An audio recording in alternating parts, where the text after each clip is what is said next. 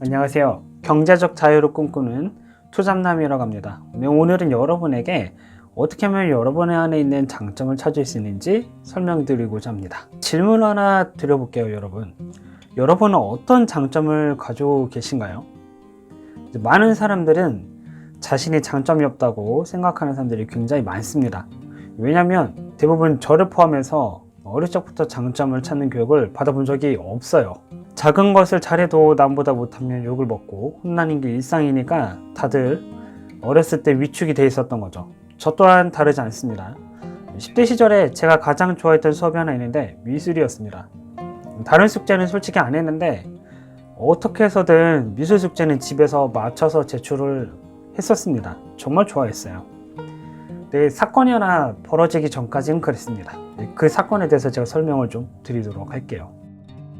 고등학교 1학년 시절이었습니다. 그때 이제 미술 시간이 됐는데 선생님이 숙제를 하나 내주셨거든요. 자신의 꿈을 찰흙으로 만들어 가지고 제출을 해라, 이런 숙제를 하나 내주셨습니다. 저는 이제 당시 하고 싶었던 게 게임 프로그래머였지만 표현하는 게 좀 한계가 있어서 아이디어를 조금 냈습니다. 어떤 아이디어였냐면 제가 검도를 배웠었거든요. 그래서 검도를 표현해내면 찰흙으로 좀 재밌게 할 수 있겠다 싶어서 열심히 만들기 시작했습니다. 문제는 여기부터 좀 시작이 됐어요. 친구들도 제 거를 보고 운동에 관련된 작품을 만들기 시작한 거죠.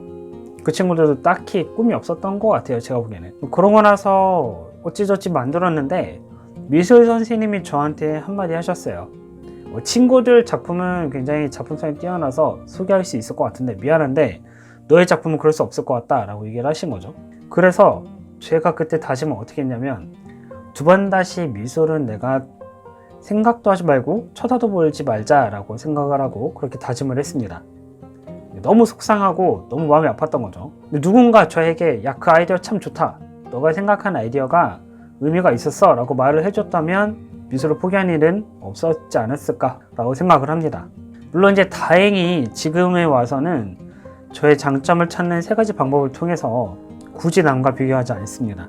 그리고 제가 컴퓨터로 영상 디자인하고 PPT 디자인하고 여러 가지를 또 할 수 있는 사람이라는 걸 또 나이 들면서 또 깨닫게 됐습니다. 자, 그러면 여러분들 어떤 방법으로 제가 세 가지 방법을 찾았는지, 그리고 여러분이 어떻게 해야 되는지 좀 더 설명을 좀 드려보도록 할게요.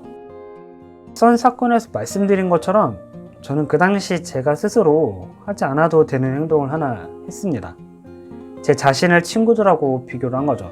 제 작품이 형편이 없다고 스스로가 친구들하고 비교를 한 거예요. 굳이 그럴 필요가 없었는데 그렇게 한 거죠.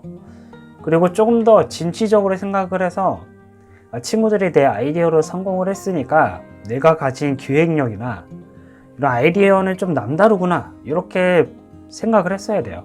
근데 너무 나이가 어렸고 아직 제 안에 있는 이 자존감이 크지를 못하고 성장하지 못한 시기여서 실망을 했습니다. 그래서 미술을 싫어하게 된 거죠. 제일 좋아하는 과목이었고 지금도 미술을 하는 걸 좋아하고 디자인을 좋아하는데 말이죠. 여러분도 다르지 않아요. 남보다 조금이라도 여러분이 노래를 잘할지도 몰라요.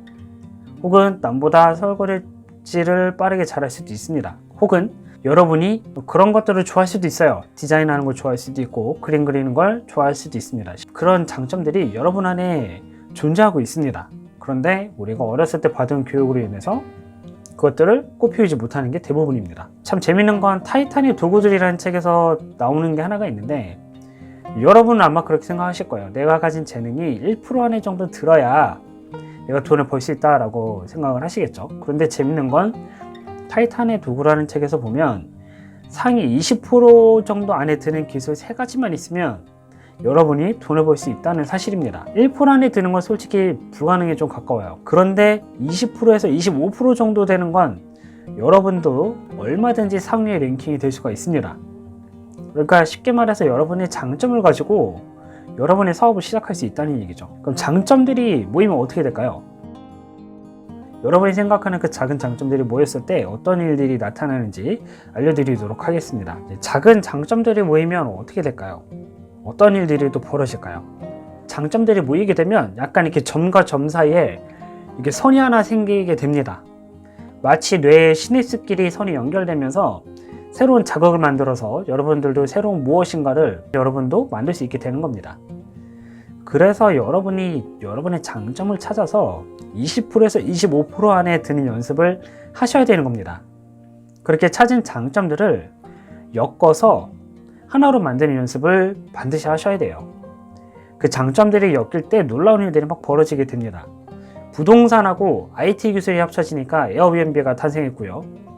자동차하고 또 택시가 이렇게 합쳐지니까, 정확하게 마이카와 택시가 합쳐지니까 우버가 탄생했죠.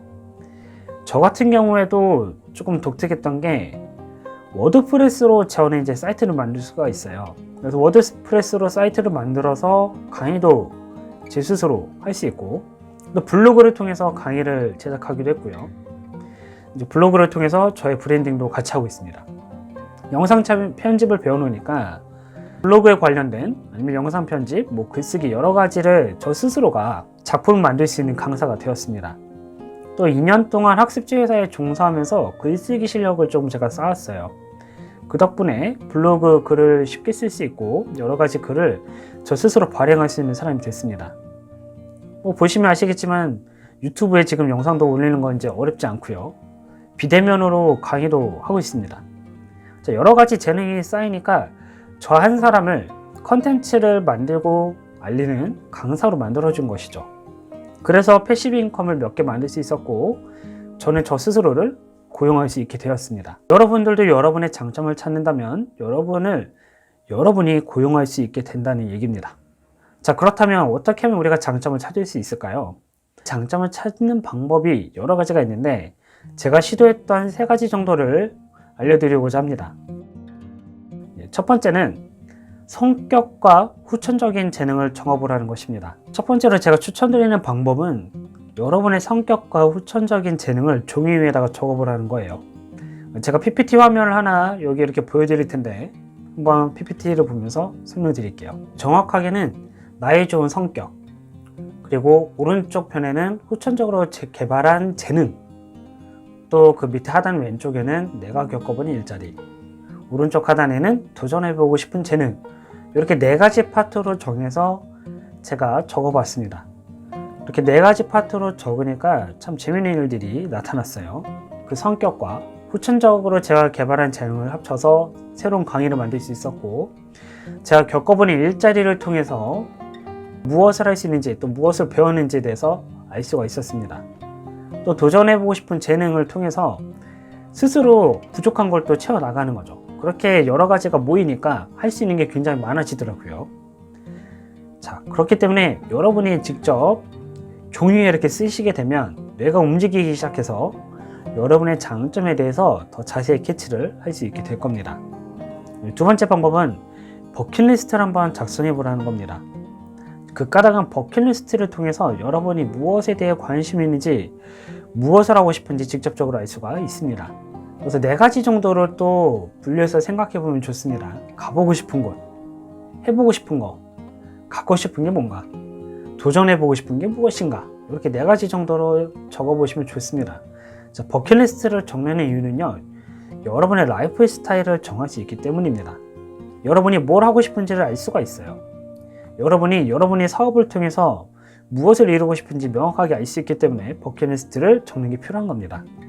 그래서 버킷리스트를 적다 보면 나 자신에 대해서 깨닫게 되고 내가 바라는 삶이 어떤 삶인지 스스로 길을 찾아갈 수 있게 됩니다. 3번째는요, 장점에 대한 얘기를 한번 써보라는 거예요. 타이탄의 도구들에서 팀 페리스는 한 가지를 말했거든요. 성공이라는 결과를 거머쥔 타이탄들은 매일 아침 일기를 쓴다고 적었습니다. 저도 아침 저녁으로 그 책에 남아있는 대로 한번 적어보고 있는데 생각보다 효과가 좋습니다.